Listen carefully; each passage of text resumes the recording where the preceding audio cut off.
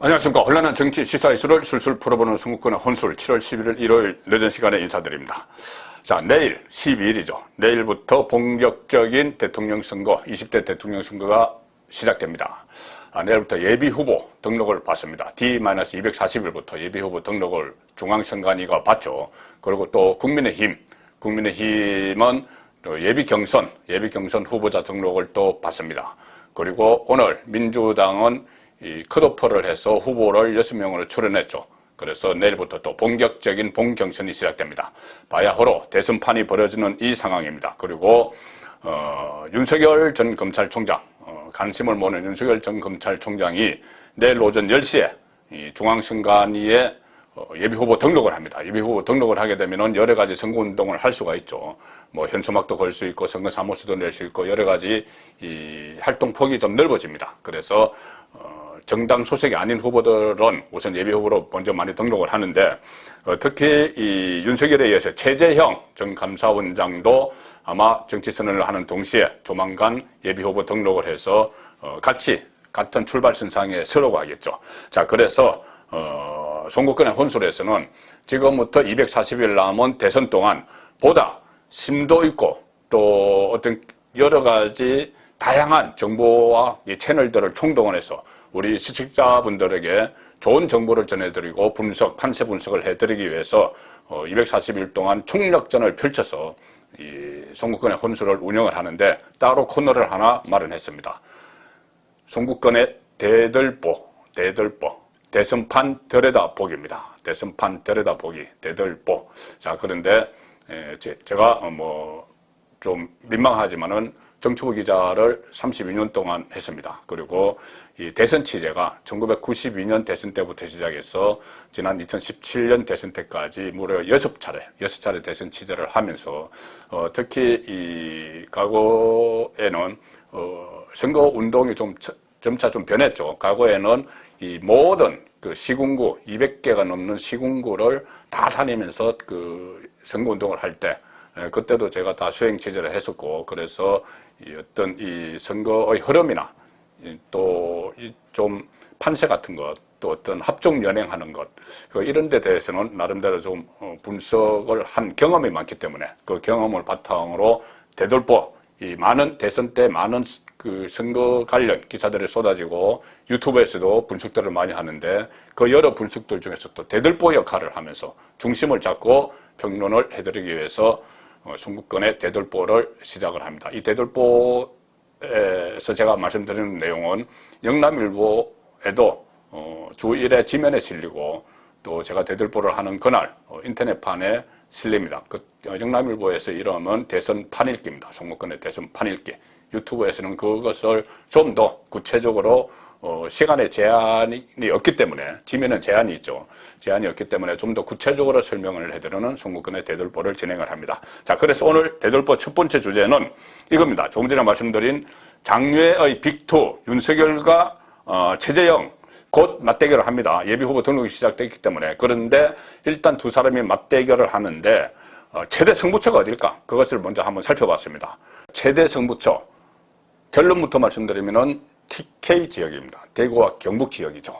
자, 보수의 텃밭이라는 TK 지역이 두 사람의 최대 승부처가 될 수밖에 없는 이유를 말씀드리겠습니다. 우선 이러면 이번 주에 그 윤석열과 최재형이 TK 목장에서 기세 싸움을 벌일 뻔했습니다.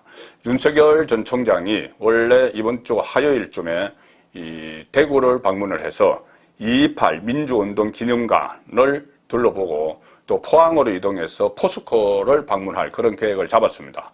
그런데 조금 전에 그 윤석열 캠프에서 공지가 왔는데 코로나19 사태로 인해서 이번 주의 지역 일정은 수년이 됐다 이렇게 알려왔습니다. 그런데 어쨌든 조만간 이 대구와 포항을 방문을 합니다.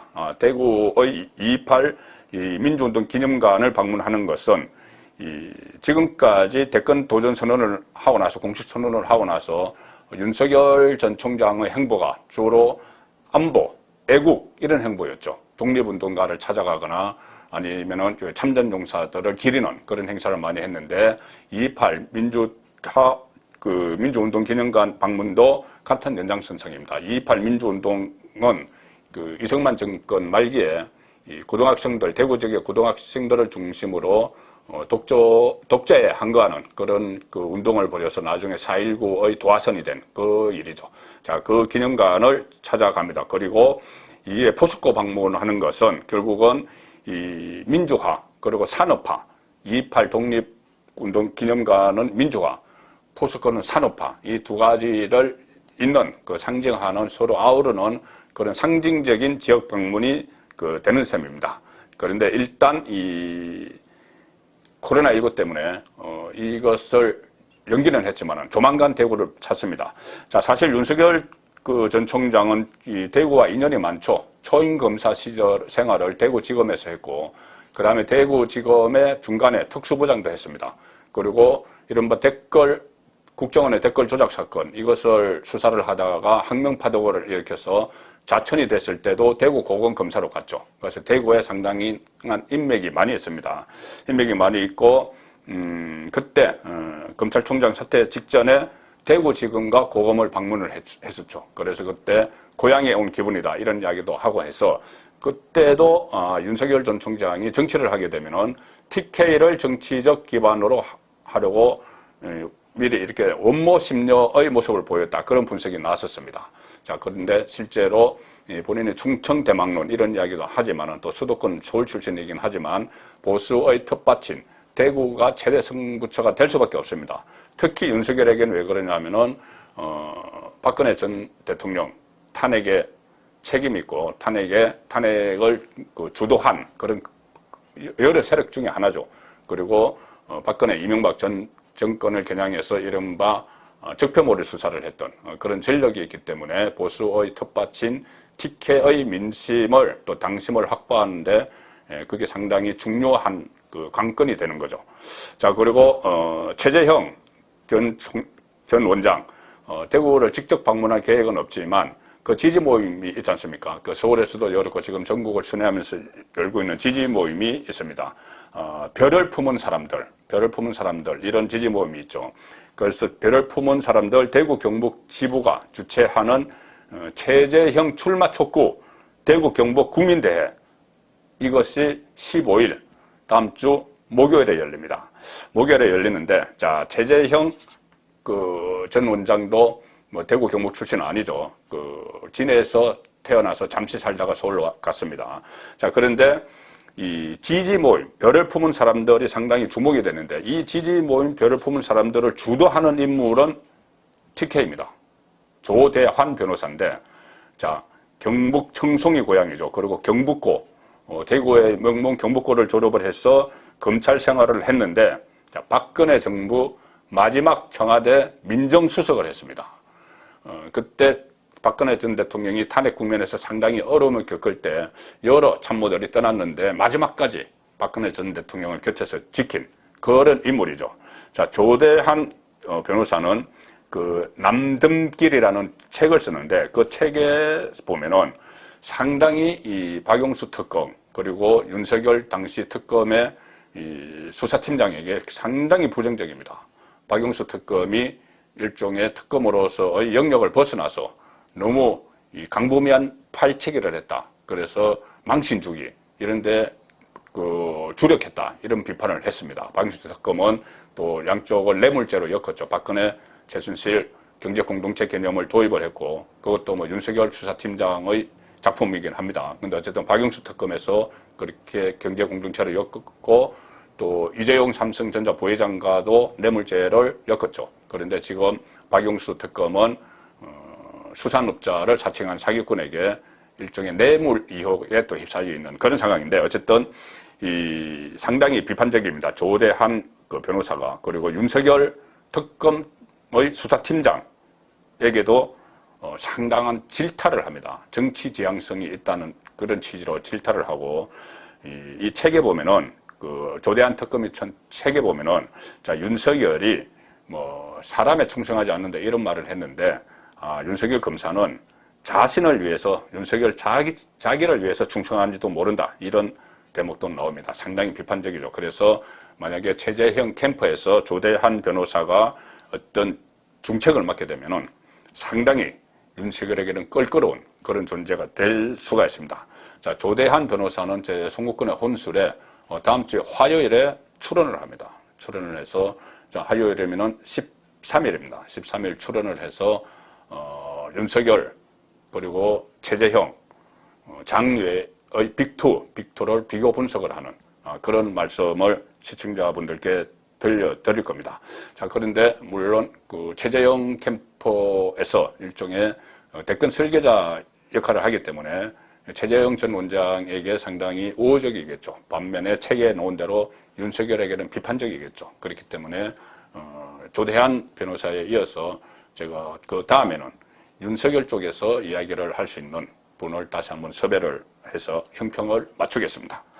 자, 그리고 최재형 전 원장도 2006년에 대구 고등법원에서 부장검사로 재직을 했기 때문에 대구 경북의 지인들이 좀 많다고 합니다. 그리고 김용판 의원 같은 경우에 대구의 국회의원이죠. 전 서울경찰청장.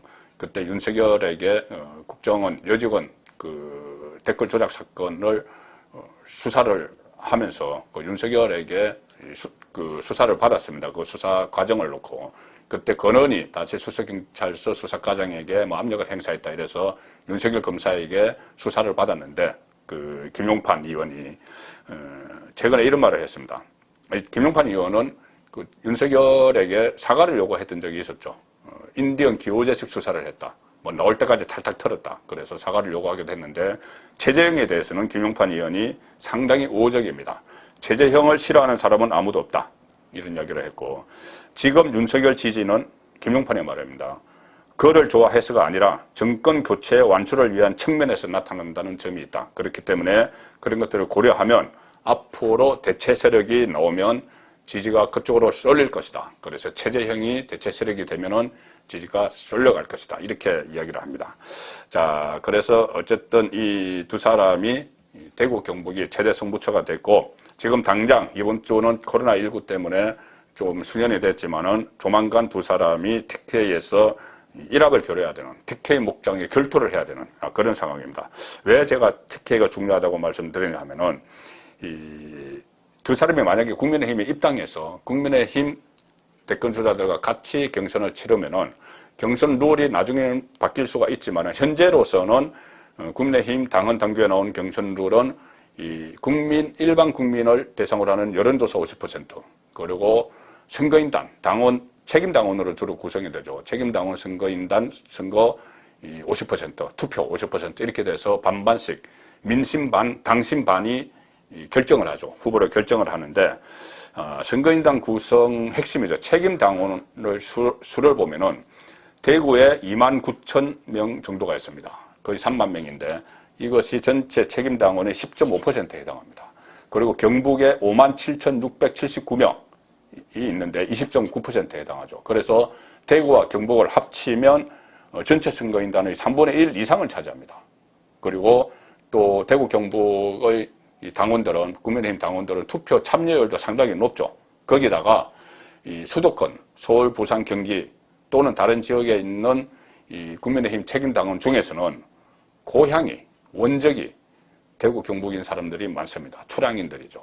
그렇기 때문에 전체 원적까지 다 합치면은 전체 책임 당원의 절반 정도가 대구 경북이다.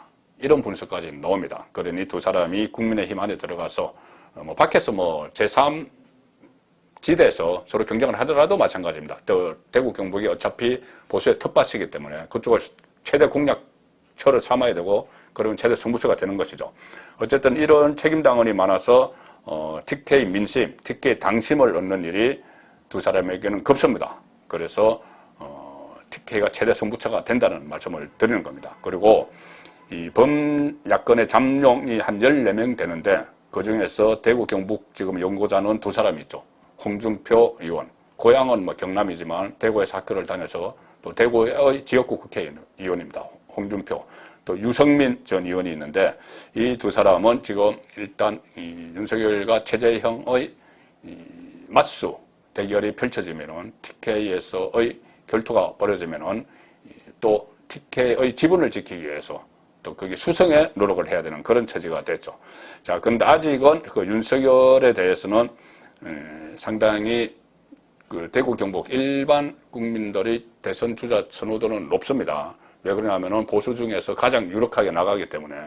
그런데 현역 국회의원들을 중심으로 하면은 아무래도 조금은 윤석열에게 선뜻 줄을 서지 못하는, 마음을 주지 못하는 그런 분위기가 감지가 되고 있습니다.